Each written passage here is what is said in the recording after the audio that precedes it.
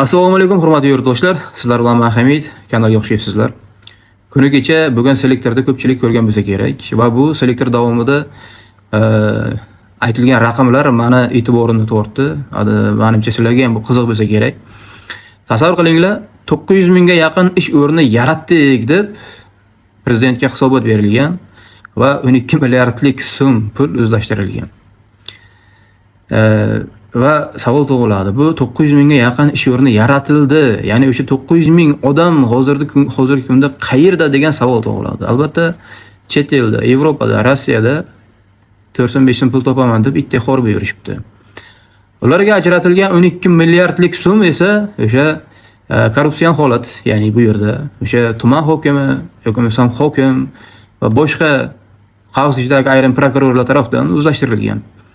Va kuni kecha bu oyog'i yerdan uzilgan valomatlarni prezidentimiz jazoladilar. Ya'ni ayrimlarini ishdan oldilar, ayrimlariga hayfsan berildi. Kuni kecha 3-4 kun bo'lib qoldi, adashmasam, men YouTube platformamga bir ayol fermerni video rolikini joylashtirgan edim. U ayol video davomida aytgan, ya'ni bosim bo'lgan u ayolga va yo'q joydan 60 necha milliard pul ham bo'yniga elib qo'yilgan. Ya'ni sen davlatdan qarzsan deb.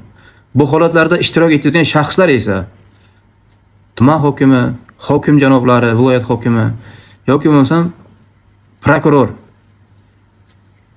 Yo'q joydan ayolni bo'yniga 60 necha milliard pulni elib qo'yib, sen davlatdan qarzsan yoki bo'lmasam yeringni olib qo'yib xitoyliklarga beraman degan qo'rqituvlar bilan ayolni shok holatga tushirib qo'ygan. U ayol esa yig'lab prezidentimizga video murojaat bilan chiqqan.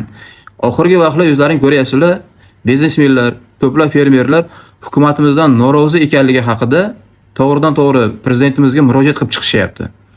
Prezidentimiz o'sha oldingi o'tgan selektorlarda aytib o'tgandek, fermerlarni qo'llab-quvvatlaylik, kamchiligi bo'lsa biz ularga yordam beraylik deb ko'plab qulayliklarni yaratishga harakat qilib yurgan bir vaqtda ayrim bir oyog'i yerdan uzilgan viloyat hokimi yoki tuman hokimi, ayrim prokurorlar qavsidagi shaxslar fermerlarni, biznesmenlarni sindirish bilan ovora.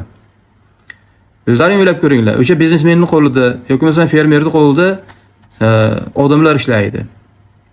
Ularni sindirgandan keyin ularning qo'lini ostida ishlaydigan insonlar qayerga boradi? Albatta, Yevropaga boradi, Rossiyaga keladi. Rossiyaning ahvolini ko'ryapsizlar, migrantlarga nisbatan qanaqa qattiq qonun qoidalar o'ylab chiqaradiganligi.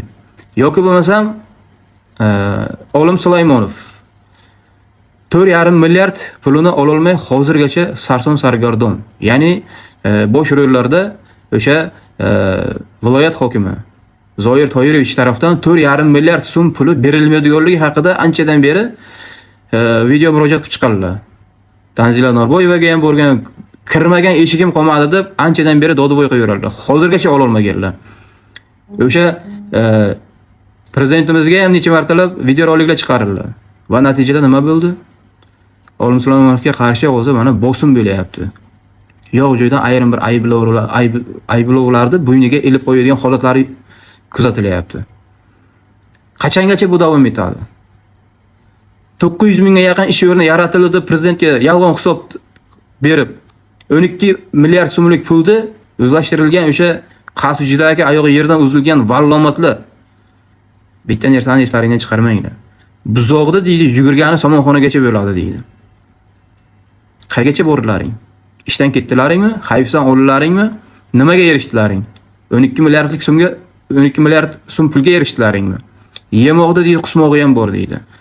O'sha O'zbekda millatini, O'zbekda yoshlarini xor qilib yurganlaringdan ko'ra lavozimingni topshirib qo'y.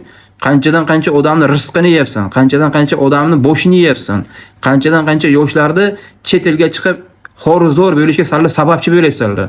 Qanchadan qanchasi Ukrainada yuribdi. O'zlaring bilib o'tiribsizlar, nima haqida gapiradiganlarimni. Qachongacha bunaqa holatda davom etadi? Salla to'ya sallami yo'qmi? Xor qiling, sen o'zbek yoshlarini xor qillaring. 900 mingga yaqin ish o'rni yaratildi deb hisob bergansanlar. Savol tug'iladi, 900 ming ish o'rni yaratildi. Bu degani 900 ming odam degani. Qani 900 ming odam o'zi qayerda degan savol tug'iladi. Ming afsus, Tizimda mana shunaqa oyog'i yerdan uzilgan prokuror, tuman hokimi, viloyat hokimlari bor ekan, hech qachon bizni birimiz ikki bo'lmaydi yoki bo'lmasam O'zbekiston yoshlari hali ancha vaqt sarson bo'ladi. Albatta prezidentimizga rahmat. Mana shu narsalarni oldini olganligi uchun. Men oldin ham prezidentimiz Andijon viloyatiga borganlarda, Xorazmga borganlarda o'sha mana shuncha ish o'rni yaratdik deb prezidentimizga bergan hisoblarda men o'zimni fikrimni bildirib chiqqan edim. Ya'ni bu yolg'on ma'lumot deb o'zimni fikrimni bildirib chiqqan edim. Va nihoyat mana o'sha bildirgan fikrim o'zining tasdiqini topdi. Ya'ni 900 mingga yaqin ish o'rni yaratildi deb prezidentga yolg'on hisobot bergan bu vallomat, oyog'i yerdan uzilgan. Bularni hatto musulmon deyishga til bormaydi. Agar musulmon bo'lganda prezident aldamasdi. Musulmon bo'lganda birovning haqqini yemasdi. Musulmon bo'lganda 900 ming ish o'rni yaratildi deb yolg'on hisob bermas edi. Olim Sulaymonovda o'ziga ham necha marta o'sha migratsiya sohasi bo'yicha ishlab yurgan vaqtlarida mana shuncha raqamni qo'shib yozib prezidentga hisob berish kerak deb necha martalab bosim bo'lgan. Mana. Xo'sh, qanday bo'lar ekan endi? Hurmatli oyog'i yerdan uzilgan tuman hokimi, viloyat hokimi qaygacha borlaring? Jazolaringni oldilaringmi? Sanlarga bu ham kam. Men video davomida o'sha ayrim video roliklarni qo'yib o'taman. Ko'rib o'zlaring xulosa chiqarishlaring mumkin. Do'stlar, kommentariy ochiq o'zlaringizni fikrlaringizni bildiring. Sizlarning fikrlaringiz men uchun juda ham muhim. Har holda siz ham O'zbekiston fuqarosisiz. O'zingiz fikringizni yozishga haqqingiz bor. Albatta, konstitutsiyada belgilab qo'yilgan. Har kim o'zining fikrini bildirishga egadir deb. Va men ham o'zimni haq-huquqlarimdan kelib chiqqan holda o'zimning fikrimni aytib o'tayman. Assalomu alaykum. To'g'ri qilib bosish kerak emas. Menga u xiyonat aytaman, ko'zbo'yamachilik bo'yicha. Hozir odamlarni rozi qilishimiz kerak. Ko'kragimizga qo'limizni qo'yib xizmat qilishimiz kerak. Agar inson qadri shiori ostida agar biz amalga oshiramiz desak. Qisqasi 20 ta tuman hokimiga chora ko'riladi. Bir nechtasi bugun yig'ilishning o'zida ishdan bo'shatildi. Bugun prezident ishtirokida bo'lib o'tgan yig'ilishda ba'zi tuman hokimlari bandlik masalalarida jiddiy kamchiliklar va ko'zbo'yamachiliklarga yo'l qo'yayotgani ko'rsatib o'tildi.